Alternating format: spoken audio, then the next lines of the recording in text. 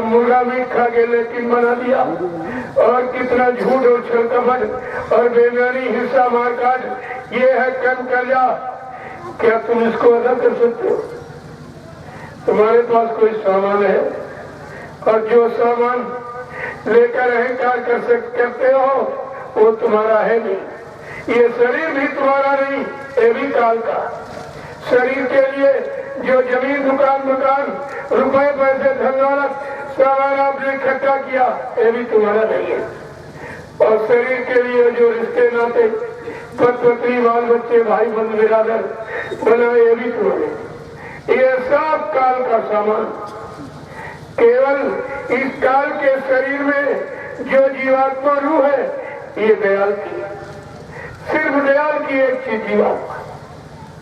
और दयाल की जीवात्मा अगर न हो तो काल की सारी सृष्टि मुर्दा हो जाएगी। ये जड़ है, लेकिन दयाल की चेतन जीवात्मा जड़े करे चेतन में इस जड़ को चेतन का रूप दे दिया।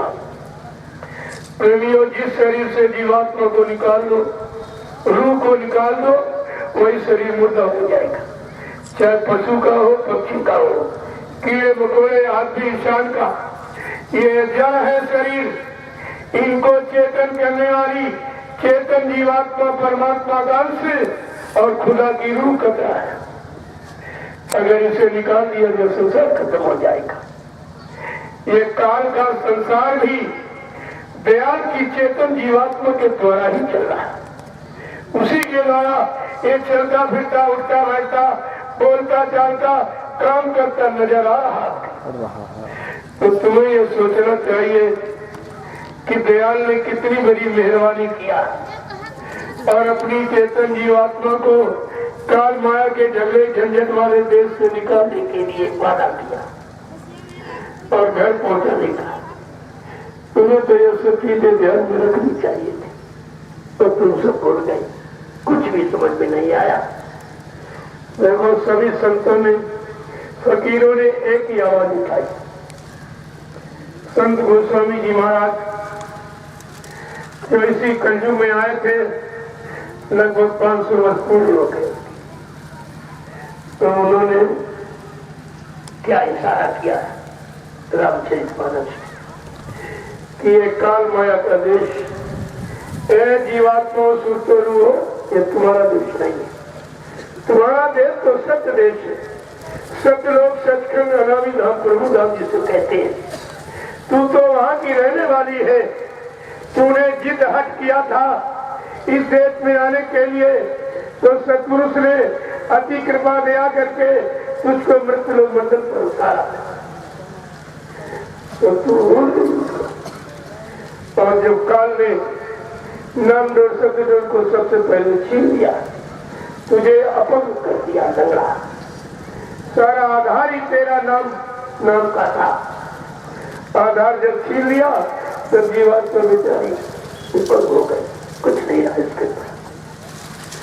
कहा तो तुझे लेने के लिए फिर से आवाज लगा दिया, चल अपने घर को चल। तेरा ये घर नहीं है, ये काल माया का देश। काल माया ने पाप पुण्य कर्मों की मिलोनी रचना में तुझको बता दिया है। चल अब इस नाम का आधार पकड़ ली, ये नामदान ले ले। नाम डोर शब्द डोर इसी के द्वारा तू आई थी, और जब कोई महापुरुष नाम डोर शब्द डोर पकड़ाएगा तभी तू अपने देश से जा सकेगी। इसके पहले न तू जा सकती, न कोई ले जा सकता। सर्वोत कितना कठिन संघर्ष। गोस्वामी जी महाराज ने कहा कि काल भी इतनी जल्दी आसानी से जाने नहीं देगा, क्योंकि अगर उसका राज छिन जाएगा तो राज किस पर करेगा। अगर सारी सुनते हुए जीवात्माएं जाग जाएंगी, अपने घर चली जाएंगी, फिर मेरा देश खाली हो जाएगा, मेरी हुकूमत, मेरा राज, मेरा अधिकार किस पर होगा। इसलिए उसको भी चिंता, उसे भी चिंता है। गोस्वामी महाराज ने कहा संभल के रहना, किसी के राज्य में, किसी की हुकूमत में, किसी के अधिकार में आप मनमानी नहीं कर सकते। वो जब जैसा चाहेगा कान पकड़ के अपना काम करेगा। और उसी में फंसा के रखेगा। तो समझाने के लिए जीवों के लिए क्या रखा कि माया ने अपनी सहेलियों को हुक्म दिया, आदेश दिया। उसकी सहेलियां कौन है? रिद्धियां सिद्धियां। कहा तुम इसको फंसा के रखना, निकलने मत। बड़े झगड़े झंझट तुमको फंसाने के लिए काल ने यहाँ खड़े किए। इन झगड़े झंझटों से कोई बच नहीं, वो खुद ही फंसा पड़ा, तुमको क्या निकालेगा। तो गोस्वामी जी महाराज इसी राज रहस्य को बताना चाहते हैं कि छोटा मोटा बंधन नहीं है, बहुत कठिन लगाए। क्यों कि जो जड़ चेतन की गांठ लगा दी उसने, इसी गांठ में जीवात्मा को बांधा गया है। जब तक ये गांठ को खोलने वाला कोई संत महापुरुष सत्पुरुष के हुक्म से नहीं आएगा, तब तक ये गांठ को नहीं खोल सकता। तो क्या लिखा गोस्वामी जी ने कि छोड़न गाती पाए जो कोई और तब आजी एक तारत होई। क्या ये जड़ चेतन की गांठ होती, इसको खोलने वाला जब तक कोई महापुरुष नहीं मिलेगा जीवात्मा नहीं जा सकती। ऐसे नहीं, बहुत कठिन कदम बंधनों में बांधा। और जब गांठ खोलने की युक्ति किसी महापुरुष से मिल जाएगी तब भी काल में अपना जोर लगाएगी। क्या लिखा कि छोड़ने जान खगराया और बिघड़ने करे तब माया। अगर गिनती खुलने की युक्ति नामदान जिसको कहते हैं, ये नामदान जड़ चेतन की गांठ खोलने की युक्ति है। जब गांठ नहीं खोलेगी और ये आजाद मुक्त जीवात्मा नहीं होगी तब तक अपने घर नहीं जा सकती। लेकिन कहा जब खोलने की युक्ति मिलेगी तो कहा माया प्रपंच करेगी। माया अपने सहेलियों को, जिनको सिद्धियां कहते हो, अरिमा गरिमा लगिमा पराकामी शुद्ध और वशीकरण, ये 8 सिद्धियां, 8 सहेलियां माया की आदेश देती कि जीव को भटका के भरमा के रखना। स्वार्थ लोग लालच दिखा कर क्या कहते हो सब कुछ। कितने संभाल के लिखा महापुरुषों ने, जिससे जीवात्मा बेचारी जाग जाए, फंस के न रहे। क्या लिखा है कि रिद्धि सीधी बहु प्रेरे भाई और बुद्ध लो मैं दिखावन आई। कहती रिद्धियां सिद्धियों को आदेश देती माया कि जाओ इनको टिकाओ, गिराओ, इनको बहका लो कि तुमको क्या चाहिए, जो चाहिए सब मैं यहाँ दूंगा, लेकिन घर जाने की बात मत करो, मेरा देश छोड़ने की बात मत करो, जो तुम मांगो मैं सब कुछ देता हूँ। क्या कह रही कि कर वाला छाल कर जाए समीपा अवंचल पा से बुझावे दीपा। और रिद्धियां सिद्धियां क्या करेंगी? छल प्रपंच, तरह तरह का प्रलोभन, लोभ लालच तुमको देगी। अरे तुम क्या चाहते हो? तुम चाहते हो पानी बरसे तो पानी बरसेगा, तुम चाहो धूप निकल आए तो धूप निकलेगी, तुम चाहो हवा चले तो हवा चल पड़ेगी। जहाँ इतना अधिकार तुमको ने दिया तो तुम पागल हो जाओगे, तुम सब इसी में फंस जाओगे। लेकिन महापुरुष समझा के क्या कह रहे हैं, कितना भी कलबल छल कोई दिखावे, ये सब बहकाने का काम है। कभी किसी की बात मत सुनना और सद्गुरु दयाल के वचनों को संभाल के रखना। क्या कह रहे हैं कि कौन नहीं माया के प्रलोभन में कौन नहीं फंसेगी जीवात्मा कि हो या बुद्धि जो परम सयानी और तीन कान चीता वह नयन ही जानी। जिस बुद्धि ने सद्गुरु दयाल के अनमोल वचनों को सुन लिया है, संभाल के रखा है, अपने जीवन में प्रयोग कर रहा है और दया को 24 घंटे एहसास कर रहा। कहा वो माया के किसी प्रलोभन में आने वाली नहीं है, वो बचेगी। कौन बचेगी? जहां पर दया भई सदगुरु की, वही हुए निहाल और बाकी फंसे काल की जाल। जिस पर सदगुरु दयाल की महान कृपा दया मेहरबानी हो गई, वही करियरी मतलब काल माया के देश में वही जीव बच सकते हैं, तो बाकी सब फंसे पड़े हुए। तो दया कैसे होती है? जो किसी के आदेश हुक्म का पालन करोगे, अपने जीवन में उनके आदेश हुक्म को उतारोगे, कानून में त्वरित करोगे, तब तुम पूरा लाभ पाने की अधिकारी बन जाओगे। कहते हो बुद्धि जो परम सयानी, इसने सदगुरु दयाल के वचनों को सुनकर समझ पैदा कर ली है, जानकारी ले ली, हासिल कर ली है। कहते वो जीवात्माएं उस काल के प्रलोभन में आने वाली नहीं है। वो कहती चिंतन चितम न हित जानी, वो काल के बहकावे को देखेंगे भी नहीं, लेना दूर देखे भी नहीं, कि वो जानती है सब बहकाने का मसाला, ये फंसाने वाला मसाला है जो माया की सहेलियां हमको लुभा रही है। लेकिन बिना सत्संग वचनों के कोई नहीं निकल सकता।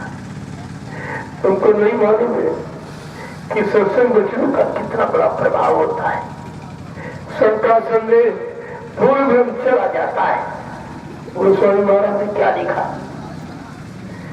कि बहुरी काल करिए सत्संगा और तब ही हो से सब भंगा। बहुत मत सत्संग करो, करो, सुनो सुनाओ, पढ़ो पढ़ाओ, रटो रटाओ नहीं करो। प्रेमियों, संत मत करनी का भी है। कबीर साहब ने भी अपना अनुभव खोल के रखा। जब तक मैं कथनी करी दूर रहा जगदीश, मैं कथनी लिखने पढ़ने बताने सुनाने में पड़ा रहा, मालिक बहुत दूर रहा मुझसे। लेकिन कहते हैं करनी कर कथनी करी तब पाए सतनूर। जब मैंने अपना सारा समय सारा ध्यान ज्ञान हटाकर उस नाम की कमाई में लगा दिया, और जब करनी मेरी सफल हो गई तो वो प्रकाश और तजल्ली और नूर मेरे सामने खड़ा हो गया। इसलिए संत मत भाषण स्पीच प्रचल का विषय नहीं सिखाता। ये करनी करो, मार मंडालो, इंद्री भोग विसारो, इतना काम करो तुम अब की, फिर आगे की सतगुरु जाने। इतना शरीर में रहकर छठे आज्ञा चक्र, 10वां द्वार, त्रिकुटी धाम, सिफत और बिंदु, यहाँ तक आपको मेहनत करके पहुंचना होगा। सदगुरु दयाल छठे चक्र से जीवात्मा सवाल करते हैं। इतना तो शरीर में रह के आपको करना ही होगा। जब तुम कुछ करोगे और जब परिश्रम के बाद जो चीज मिलती है उसको संभाल के रखा जाता है। इसलिए समर्थ गुरु होते हुए भी इतना काम आपसे कराएगा, दया करेगा, दया देगा, सम्मान करेगा, लेकिन इस करनी में आपको जरूर लगाएगा ताकि तुमको अपना भी कुछ अनुभव हो जाए।